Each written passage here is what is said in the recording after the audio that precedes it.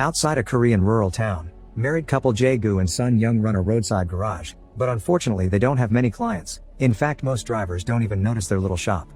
This means they're barely making enough to survive, and this makes Sun Young's relationship with her family tenser than it already was. They never approved of Jae-gu because of his low status and his sterile seed, and now that Sun Young has to help the household by making dolls just for a few cents only makes them hate him more. To make matters worse, an important construction company is working nearby, meaning they take over the roads with their trucks and block the garage from potential clients. One morning, a frustrated Jae-gu goes to the construction site to try to ask the manager and his wife Yi-ri for compensation, but after he accidentally bumps into their child, he's seen as a crazy person and taken away by security. Jae-gu ends up in the police station, where they are used to seeing him brought over for all the scenes he's always causing, and an officer reminds Jae-gu this is what he gets for not wanting to join the local shop association because their members did get compensation. Another cop informs him of some rumors regarding his father-in-law. He's the owner of the shop Jae-gu's renting for his business, and the old man is thinking of selling.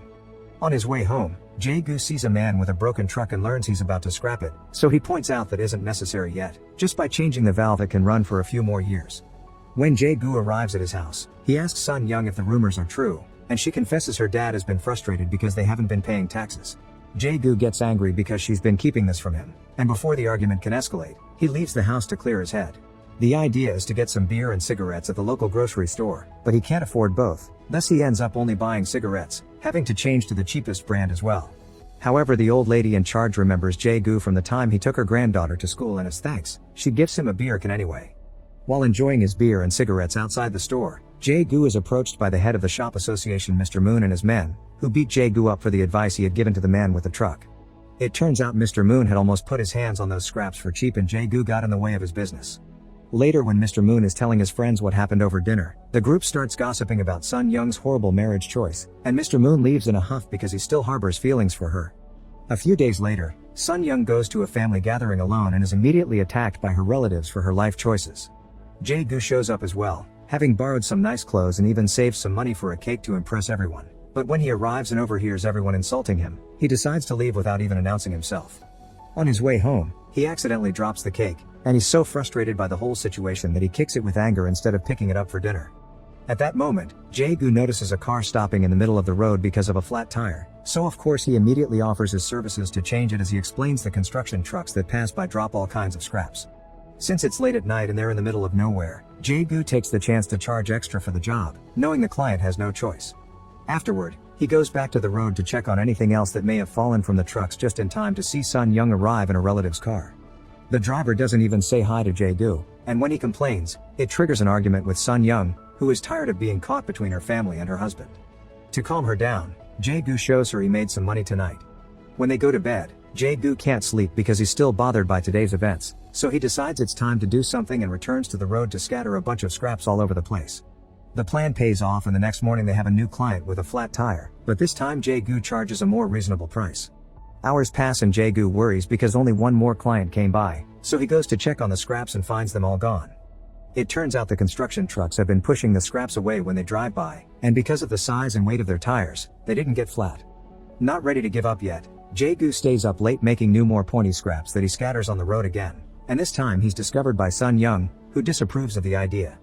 These scraps could cause an accident or get Jae-gu arrested, but he changes his mind when he points out all the people that drive through this road are rich tourists that are always getting out of trouble through bribes, meaning there's nothing wrong with scamming them. As a final touch on his argument, Jae-gu also mentions wanting to save money to buy the shop from his father-in-law. Sun Young's initial skepticism slowly melts as days pass and she sees the money this idea brings in, finally allowing them to buy better food. One morning, Yi-ri's car is the latest victim of a flat tire, and while Jae-gu does his job, Sun Young offers her a drink and conversation to keep her happy and paying. However, Yi-ri is incredibly condescending towards them because of their social status, and when she hears Sun Young only makes 5 cents for every 10 dolls, she buys one for $10 out of pity. Feeling insulted at the fact she's being treated like a charity case, Sun Young finally goes all out and helps Jae-gu make an argument for why he needs to charge Yi-ri so much money just for a tire replacement. From then on, she's more supportive of her husband's plan, bringing him drinks while he makes scraps and even admitting she would love to have money to dress like Yi-ri. Late at night, Sun Young also begins going with Jae-gu to the road to hold the flashlight while he drops the scraps and offers some ideas to make the plan better, like sticking nails to the ground instead of having to come back every night to replace the scraps. One evening, They're found by a police officer that wonders what they're doing on the road at this hour, but they manage to quickly get him off their backs by pointing out he's using the police car for personal matters, judging by the fact he isn't wearing his uniform and there's a girl with him. The next morning, the couple doesn't have any clients because they're laying low for a few days after their encounter with the police. But since Sun Young's received her payment for the dolls, they decide to treat themselves with it. Jae-gu goes to the grocery store for beer and to clear his debt, taking the chance to give the kid a ride on his scooter to celebrate, and Sun Young does her hair in the salon for the first time in years. The fact the couple is doing better financially now soon reaches Mr. Moon's ears, who begins getting suspicious. When night falls, Jae-gu and Sun Young return to the road with a drill and stick their first nail in the pavement. The new plan works, and soon Jae-gu tells Sun Young she can buy as many dresses as she wants, but he won't be spending much because he wants to concentrate on buying the shop. Meanwhile, Yi rediscovers her kid has been kidnapped. When the police ask her about anyone that may have a grudge against her, she comes across the doll she bought from Sun Young and accuses the couple of being scammers. The police chief doesn't think he has enough evidence to arrest them, but things take a quick turn when one of the officers shares the fact he saw the couple behaving suspiciously on the road the other night. In just a few hours, the cops find Jae-gu and arrest him, but not Sun Young, since they've heard about him making a scene on the construction site and bumping against the child, making him the prime suspect. While Jae-gu is interrogated at the station, the police search the shop, and Sun Young's dad has to be there as the owner. Instead of being helpful and supportive of his daughter though, he keeps insulting Jae-gu and telling Sun Young that she's reaping what she's sown. At the end of the day, there's no evidence to be found anywhere and Jae-gu is released without charges. The police chief drives him home as an apology, but while at first he shows an understanding of his situation, soon he's telling Jae-gu to stand up for himself and to stop bringing his men trouble.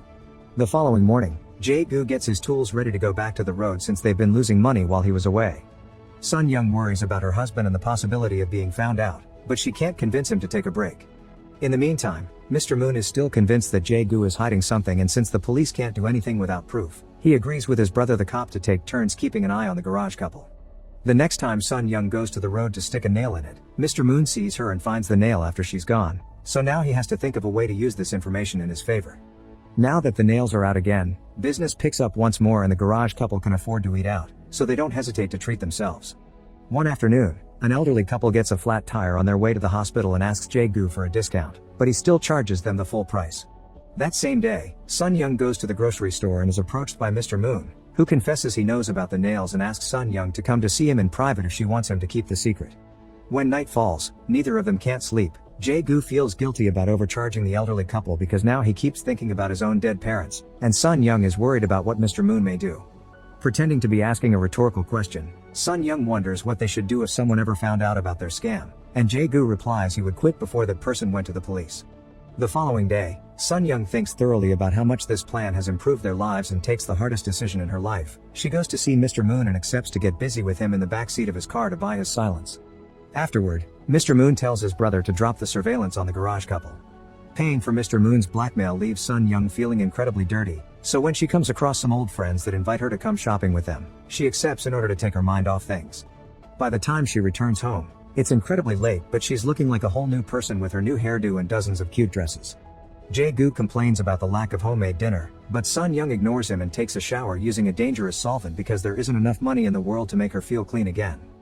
It isn't until Jae-gu goes to sleep that Sun Young allows herself to cry her heart out. A few days later, a car crashes in the rice paddy near the garage. Knowing the police will be there soon, Jae-gu rushes to the road to take out the nails and notices a man coming out of the car. As soon as this man sees he isn't alone, he runs away as if he was guilty of something, so Jae-gu checks the car and discovers the kidnapped child. In just a couple of hours, reporters rush to the shop to interview Jae-gu, who is seen as a hero now, and even the governor comes by to congratulate him. Sun Young's father shows up too, suddenly pretending to have always loved his son-in-law just to have a chance to befriend the governor. The rescue of the child earns Jae-gu a hefty cash reward that he uses to finally buy the shop, although Sun Young refuses at first because her dad is charging them extra on purpose. Jae-gu is aware of this and buys it anyway because he enjoys being passive-aggressive toward his father-in-law while they sign the papers, shaming him in front of the whole family for scamming his own daughter. The couple also buys a nice car, but their spending doesn't stop there. Now that the town sees them as trustworthy heroes, they put nails on the road again and the business continues to bloom.